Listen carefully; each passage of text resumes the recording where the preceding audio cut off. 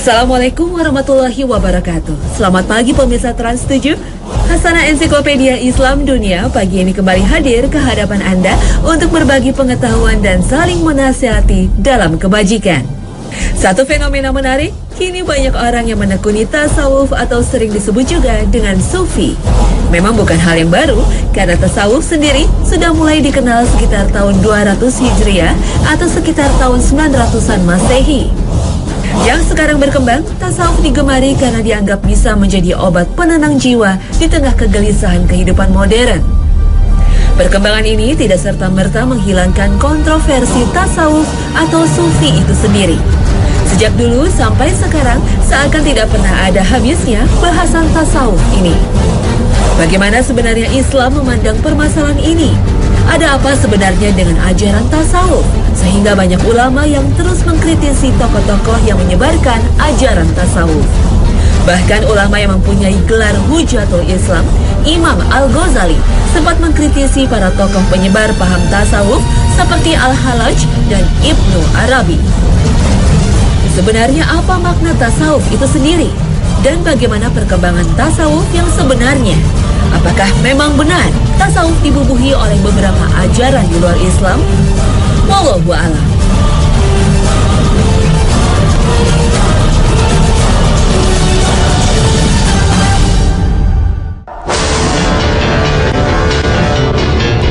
Mari kita pelajari dulu tasawuf secara etimologi atau asal-usul kata lebih dulu. Istilah tasawuf tentu sangat dikenal di kalangan kita. Terlebih di kalangan masyarakat awam, istilah ini sangat diagungkan dan selalu diidentikan dengan kewalian, kezuhudan, dan kesucian jiwa. Bahkan ada seseorang yang beranggapan bahwa seseorang tidak akan mencapai derajat takwa jika tidak melalui jalan tasawuf. Pendapat ini diperkuat dengan melihat penampilan lahir yang selalu ditampakkan oleh orang-orang yang mengaku ahli tasawuf. Berupa pakaian lusuh dan usang, biji-bijian tasbih yang selalu ada di tangan, dan bibir yang selalu bergerak mengucapkan kalimat-kalimat zikir. Pada akhirnya, semua orang menambah yakin bahwa orang tersebut sudah mencapai derajat takwa yang tinggi. Secara garis besar, para ulama bahasa membagi makna tasawuf kepada dua makna, yaitu dari segi bahasa dan istilah. Pendapat pertama mengatakan bahwa kata sufi berasal dari bahasa Yunani, yaitu sufia, yang artinya hikmah. Pendapat kedua mengatakan bahwa kata ini merupakan penisbatan kepada pakaian dari kain su, kain wol, dan pendapat ini lebih sesuai karena pakaian wol di zaman dulu selalu diidentikan dengan sifat zuhud. Ada juga yang mengatakan bahwa memakai pakaian wol yang dimaksudkan untuk bertasyabnuh menyerupai Nabi Isa Al-Masih. Syekhul Islam berkata, ada perbedaan pendapat dalam penisbatan kata tasawuf. Kata tasawuf termasuk nama yang menunjukkan penisbatan, seperti kata Al-Quraisy yang artinya penisbatan kepada suku Quraisy dan kata Al-Madani artinya penisbatan kepada kota Madinah. Pendapat ketiga mengatakan bahwa kalimat tasawuf nisbat kepada Ahlus Sufah. As-Sufah adalah semacam teras yang bersambung dengan masjid Nabi Rasulullah SAW yang dulu dijadikan tempat tinggal sementara oleh beberapa orang sahabat muhajirin ketika berada di kota Madinah. Di Sufah pula, para sahabat yang tidak memiliki tempat tinggal biasanya menetap sementara. Pendapat keempat mengatakan kalimat tasawuf nisbat kepada saf barisan yang terdepan di hadapan Allah Subhanahu wa Ta'ala, atau barisan terdepan dalam sholat. Pendapat kelima mengatakan bahwa kalimat tasawuf berasal dari kalimat safa yang mempunyai arti orang-orang yang telah mensucikan diri. Tasawuf adalah istilah yang sama sekali tidak dikenal di zaman para sahabat radhiyallahu anhum. Bahkan tidak dikenal di zaman 3 generasi yang utama, yaitu generasi sahabat, tabi'in, dan tabi'ut tabi'in. Istilah ini baru muncul sesudah zaman 3 generasi tersebut. Ilmu tasawuf menurut Ibnu Khaldun merupakan ilmu yang lahir kemudian dalam Islam, karena sejak zaman Rasulullah SAW, masa awal para sahabat dan tabi'in serta generasi berikutnya memilih jalan hidupnya hanya berpegang kepada Al-Quran dan sunnah Nabi Muhammad SAW dalam hidupnya. Mereka suka berzikir sesuai dengan apa yang Rasulullah SAW ajarkan. Mereka beribadah kepada Allah tanpa juga melupakan kehidupan dunia. Akan tetapi setelah banyak orang Islam yang mengejar kehidupan dunia pada abad kedua dan setelahnya, maka orang-orang mengarahkan hidupnya kepada ibadah yang disebut sufiyah dan mutasawifin. Orang-orang inilah kemudian yang mengembangkan dan mengamalkan tasawuf yang kemudian diadopsi pemikirannya sampai sekarang ini. Syekhul Islam berkata, adapun lafaz sufiyah adalah suatu lafaz yang tidak dikenal di kalangan 3 generasi yang utama. Lafaz ini baru dikenal dan dibicarakan setelah 3 generasi tersebut dan telah dinukil dari beberapa orang imam 3 generasi tersebut dan telah dinukil dari beberapa orang imam dan syekh yang membicarakan lafaz ini. Seperti Imam Ahmad bin Hambal, Abu Sulaiman, Ad-Darani, dan yang lainnya. Dan juga diriwayatkan dari Sufyan Ats-Tsauri bahwasannya beliau membicarakan lafaz ini, dan ada juga yang meriwayatkan dari Hasan Al-Basri. Pernyataan ulama dari kalangan tabi'in ini bisa dijadikan acuan bagi kita. Memang benar tidak ada istilah tasawuf atau sufi pada zaman Rasulullah SAW. Secara realita, sikap dan bentuk ibadah ada yang menyerupai dengan kehidupan dan ajaran Rasulullah SAW. Seperti sikap zuhud, warok, qanaah, syukur, sabar, dan lain sebagainya. Kumpulan dari sikap mulia ini dirangkum dalam sebuah nama, yaitu tasawuf. Lahirnya tasawuf memiliki banyak versi. Secara historis, yang pertama kali menggunakan istilah tasawuf adalah seorang zahid yang bernama Abu Hashim Al-Kufi dari Irak. Ada anggapan bahwa lahirnya ilmu tasawuf bukan bersamaan dengan lahirnya Islam. Tetapi lahirnya tasawuf itu merupakan perpaduan dari berbagai ajaran agama yang ada. Di Basrah terjadi sikap berlebih-lebihan dalam zuhudan dan ibadah yang tidak pernah ada di kalangan semua warga kota lainnya. Tentang berapa jumlah tangga atau maqamat yang mesti ditempuh oleh seorang sufi untuk sampai menuju Tuhan, di kalangan para sufi tidak sama pendapatnya. Muhammad Al-Kalabazi dalam kitabnya Al-Taruf li Mazhab Ahlu Al-Tasawuf menyebut ada beberapa tingkatan yang mesti dipelajari oleh para sufi untuk mencapai derajat penyatuan diri dengan Tuhannya. Di antaranya adalah: pertama, sifat az-zuhud. Secara harfiah, zuhud berarti tidak ingin kepada sesuatu yang bersifat keduniaan. Selanjutnya, Al-Qushairi mengatakan, zuhud adalah orang yang diberikan nikmat berupa harta yang halal, kemudian ia bersyukur dan meninggalkan dunia itu dengan kesadarannya sendiri. Menurut para sufi, zuhud adalah merupakan salah satu pokok ajaran penting dalam rangka mengendalikan diri dari pengaruh kehidupan dunia. Orang yang zuhud lebih mengutamakan kehidupan akhirat daripada kehidupan duniawi semata, karena kehidupan dunia tidak akan kekal. Sebagaimana Allah berfirman yang artinya, katakanlah, kesenangan di dunia ini hanya sebentar, dan akhirat itu lebih baik bagi orang-orang yang bertakwa. Dan kamu tidak akan dianiaya sedikit pun. Al-Quran Surah An-Nisa ayat 77. Kedua, sifat at-taubah.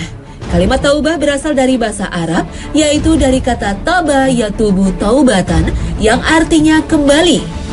Sedangkan taubat yang dimaksud oleh kalangan sufi adalah memohon ampun atas segala dosa dan kesalahan, disertai janji yang sungguh-sungguh tidak akan mengulangi perbuatan dosa tersebut, dan disertai dengan melakukan amal soleh.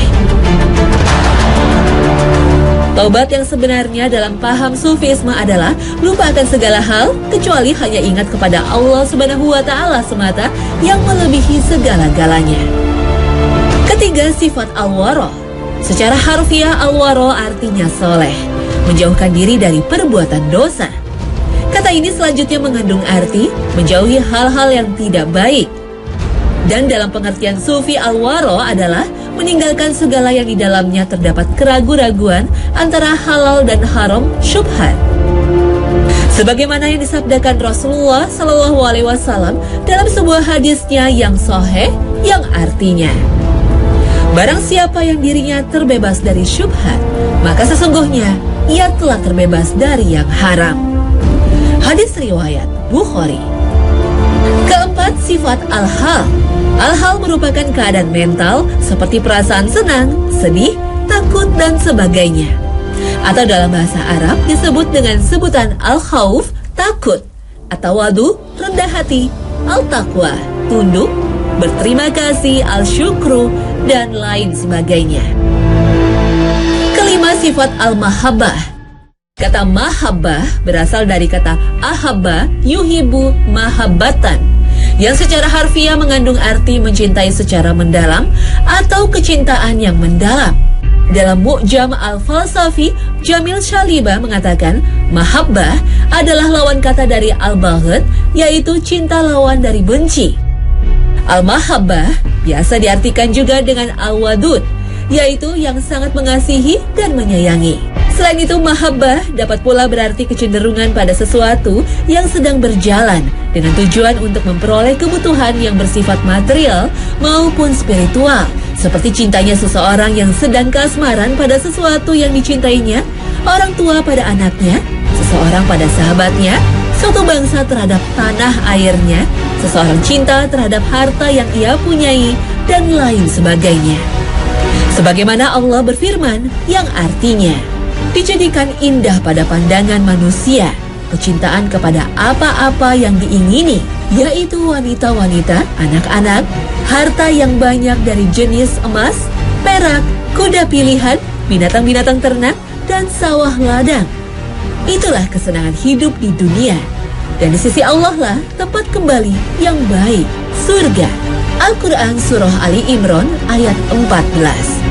Mahabbah pada tingkat selanjutnya dapat pula berarti suatu usaha yang disertai dengan sungguh-sungguh untuk mencapai tingkat rohaniyah tertinggi dengan tercapainya gambaran yang mutlak, yaitu kecintaan kita kepada Allah Subhanahu wa Ta'ala. Keenam, sifat al-ma'rifah. Dari segi bahasa, ma'rifah berasal dari kata arafah, ya'rifu, irfan, ma'rifah, yang artinya pengetahuan atau pengamalan. Dan bisa juga diartikan pengetahuan tentang hakikat agama, yaitu ilmu yang lebih tinggi daripada ilmu biasa yang didapat oleh orang-orang pada umumnya. Selanjutnya, ma'rifah digunakan untuk menunjukkan pada salah satu tingkatan tasawuf dalam arti sufistik. Ma'rifah diartikan sebagai pengetahuan mengenal Tuhan melalui hati sanubari yang didasarkan kepada ilmu tata cara mengenal dan mencintai Tuhan, atau dalam bahasa Arab disebut al-ma'rifah wal mahabbah. Imam Al-Ghazali mengatakan orang yang mempunyai ma'rifah tentang Tuhan yaitu arif, tidak mengatakan ya Allah atau ya Rabb, karena memanggil Tuhan dengan kata-kata serupa ini menyatakan bahwa Tuhan ada di belakang tabir. Orang yang duduk berhadapan dengan temannya tidak akan memanggil temannya itu. Imam Al-Ghazali lebih lanjut mengatakan, ma'rifah dan mahabbah itulah setinggi-tingginya tingkat yang dapat dicapai seorang sufi. Dan pengetahuan yang diperoleh dari ma'rifah lebih tinggi kualitasnya dari sekedar pengetahuan yang diperoleh oleh akal tanpa adanya bimbingan dari ilmu agama yang benar dan lurus. Sekarang ini banyak sekali aliran-aliran di dalam tasawuf. Di Indonesia dikenal dengan torekot atau tarekat. Biasanya yang membedakan hanyalah pada jenis-jenis zikir yang mereka amalkan. Sebuah torekot dipimpin seorang mursyid yang dipercaya memiliki beragam karomah atau kemampuan di luar nalar yang hanya bisa dicapai di tingkatan tertentu, mursyid ataupun wali. Mursyid ini bagi kalangan tasawuf diyakini akan mengantar semua jamaahnya untuk bertemu langsung dengan Nabi Muhammad di surga kelak. Secara umum penganut tasawuf akan melalui 3 tingkatan. Tingkatan pertama yakni syariat, mereka yang masih beribadah sesuai dengan syariat. Tingkat berikutnya hakikat, dan tertinggi hakikat. Jika sudah mencapai tingkat hakikat, mereka percaya Allah Subhanahu wa Ta'ala bersama mereka, menyatu dan tidak perlu lagi menjalankan syariat agama. Cukup dengan berbagai zikir, para mursyid atau walilah yang diyakini bisa mencapai posisi ini.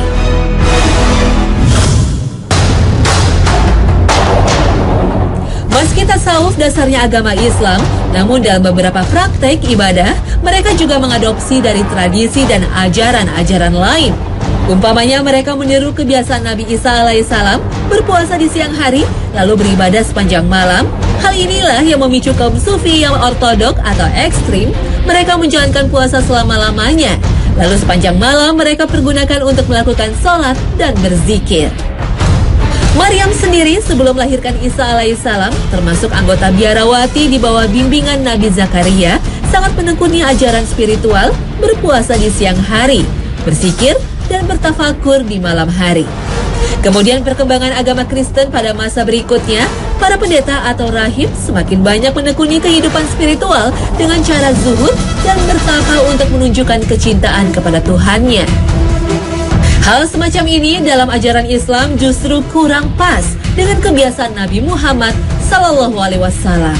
Bukankah Rasulullah adalah orang yang paling takut dan paling bertakwa kepada Allah Subhanahu wa Ta'ala di dunia ini? Bukankah agama Islam adalah agama yang telah sempurna dari segi hakikat dan syariatnya? Rasulullah sendiri dalam menjalankan kehidupannya, beliau beribadah, istirahat di malam hari, berpuasa dan berbuka. Bahkan ia juga menikah seperti manusia pada umumnya. Rasulullah SAW bersabda yang artinya, Anas bin Malik menerangkan bahwa 3 orang sahabat berkunjung ke rumah istri Rasul menanyakan tentang ibadahnya.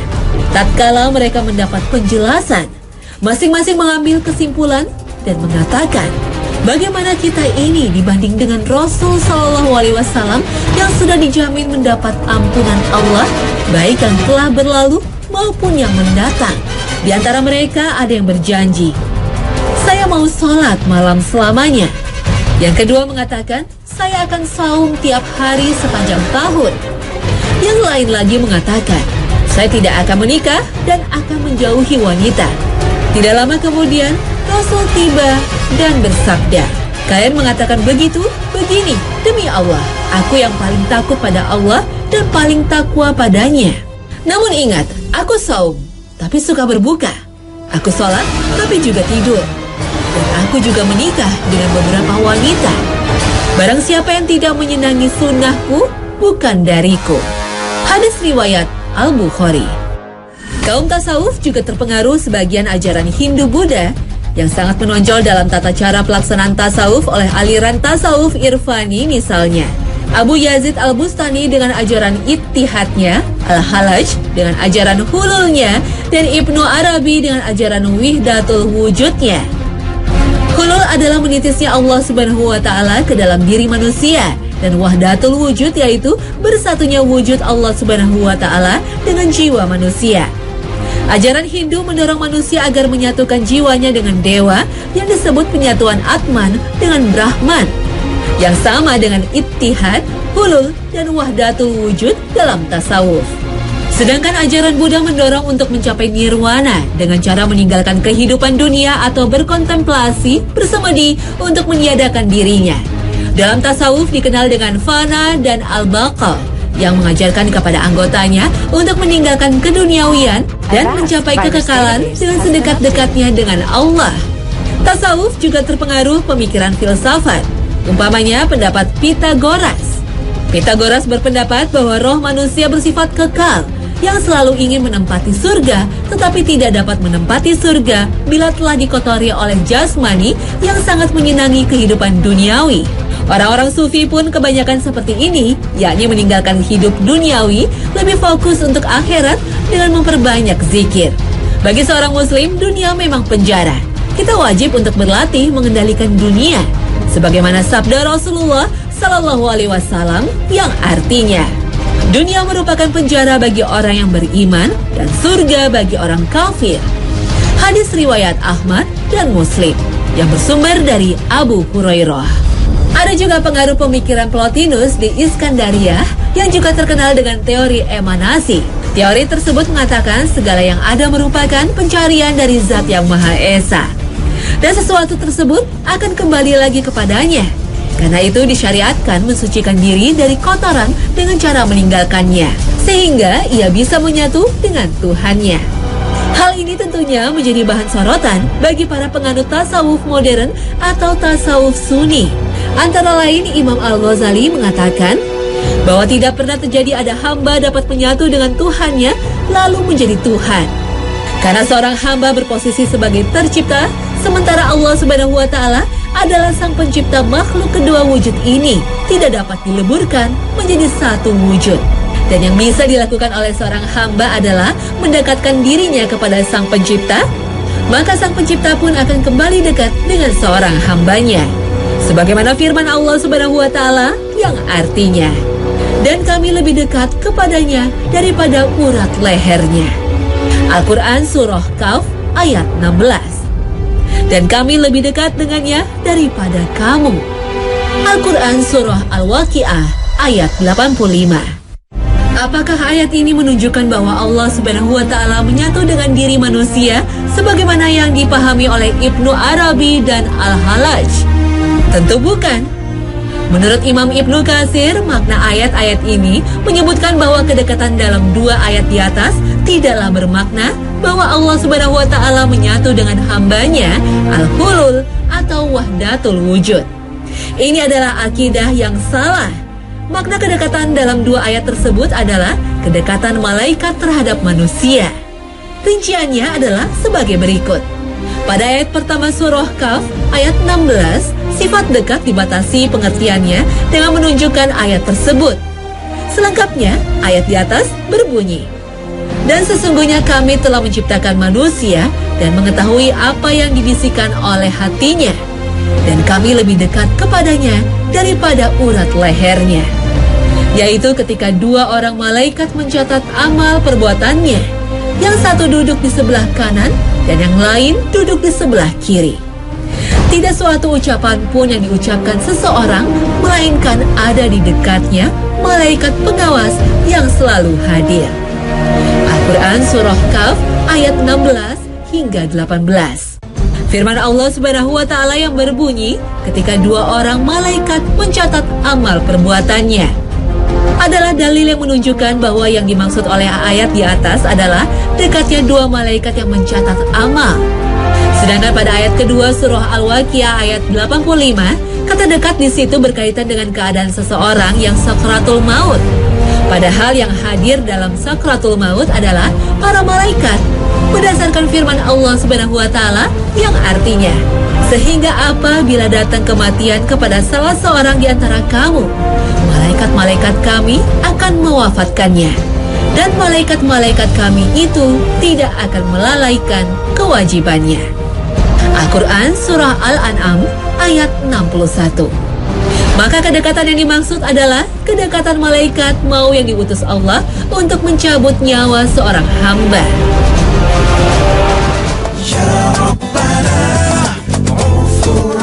Nah pemirsa, inilah akhir kebersamaan kita dalam Hasanah pagi ini. Mudah-mudahan dengan mengetahui hakikat tasawuf yang sebenarnya, kita bisa membedakan mana tasawuf yang boleh dan mana tasawuf yang tidak boleh. Dan semoga dengan pembahasan ini bisa memperluas hasanah keilmuan kita. Mudah-mudahan Allah senantiasa membimbing kita agar selalu berada dalam jalan yang Allah ridhoi. Terima kasih atas perhatian Anda dan wassalamualaikum warahmatullahi wabarakatuh.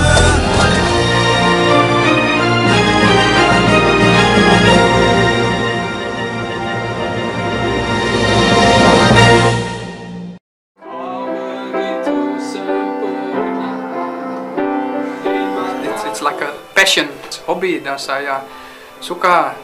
Semua orang punya hobi, itu hobi saya, dan saya suka musik dari masih kecil, dan saya kira musik Indonesia ya paling bagus, paling indah dari jadi it's like a passion. Resah dan gelisah menunggu di sini, di sudut sekolah, tempat yang kau janjikan, ingin jumpa denganku, walau mencuri waktu. berdusta pada guru. Ik zou niet weten wat voor taal het is, maar het klinkt wel leuk. Het klinkt wel goed, ja. Japans? Indonesisch. Oh. Het is geen echte taal? Geen echte taal? Nee? Nee? Uit Azië. Japans? Indonesisch. Indonesisch? Ah. Nee, niet country, meer een beetje bruiloftmuziek, vind ik. Bruiloft. Ja, Het gaat over de liefde. ja. Dat is aardig in de richting. Toch? Ik vind het wel mooi, ja. Ja, Dat spreekt wel aan. ja ik hou wel van gitaarmuziek. Dus, en meneer heeft een mooie stem, dus mooi lied. Ja. Sungguh aneh tapi nyata takkan terlupa. Menarik sekali dan bangga gitu karena ada orang asing yang mengapresiasi musik pop Indonesia. Dimana sekarang ini banyak komentar negatif tentang negara kita dan ada satu hal unik yang bisa diangkat untuk memberikan citra positif di mata dunia. Saya kira kalau di Indonesia mungkin lebih baik pasarannya daripada di Belanda sendiri.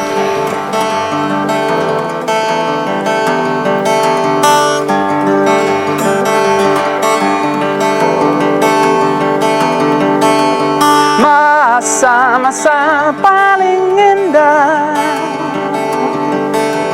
masa